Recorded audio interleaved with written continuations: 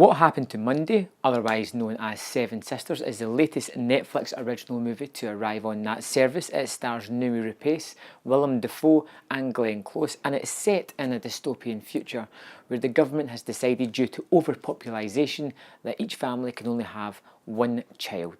Now, Willem Dafoe's daughter has septuplets, that's 7 kids, and she dies during childbirth, and he seems to be an extremely smart and able-bodied person who devises a plan to keep these girls hidden. So as they grow up, he gives them the names of the day of the week, Sunday through to Saturday, that's each of the girls' names, and on their giving name day sake, they are allowed to go outside into the population.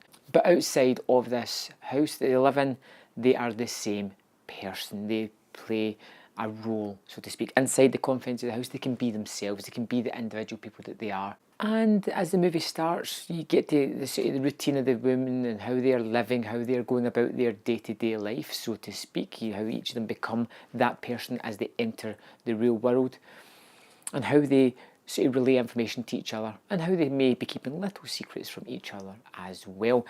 One day, Monday, the character goes out to live their life and vanishes, putting the other 6 girls into disarray. They don't know what's happening, they don't know where Monday has gone, and they do not know what to do next.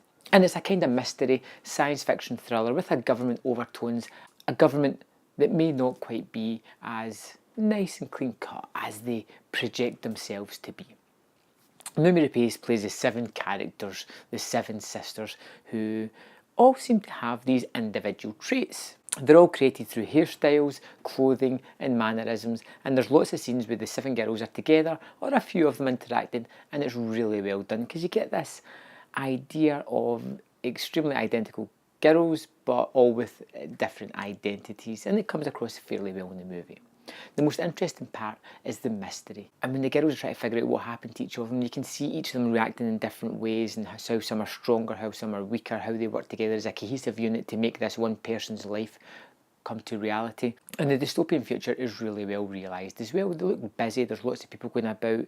You get this sort of idea of a sort of Orwellian environment of people constantly checking each other out because of the bracelets before they go through checkpoints, and it looks as if there's lots of people about. It looks overpopulated, it looks as if there's a strong military presence on the streets, and you have a kind of unease and unrest about this movie and the way that the people are having to walk about. I find it very tense, I found it very exciting. It's some nice action set pieces, it's some good hand-to-hand combat when it was required, it's some twists and turns that I didn't see coming.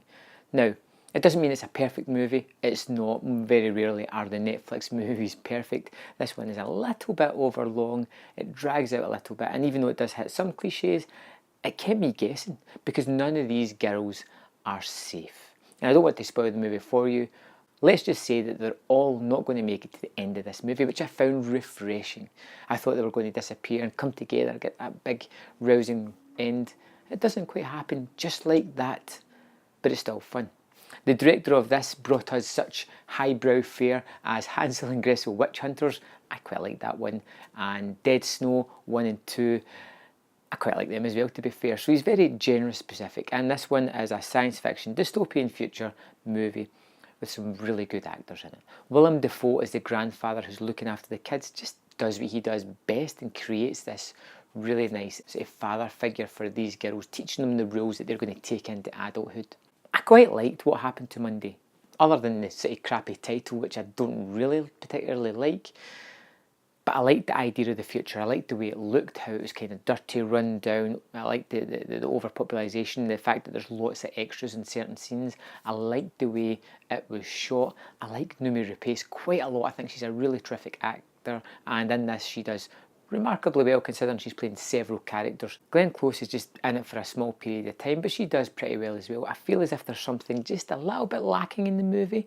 I'm going to watch it again because I quite enjoyed it. I'll maybe give it a month or two to let it settle before I give it a rewatch, but I found it fun, a nice twisty plot, some good action. Overall, I'm going to give What Happened to Monday 4 out of 5. I think it is well worth watching, especially as it's on Netflix. It's free. You should check it out. You come back here. Let me know in the comment box below what you thought of it.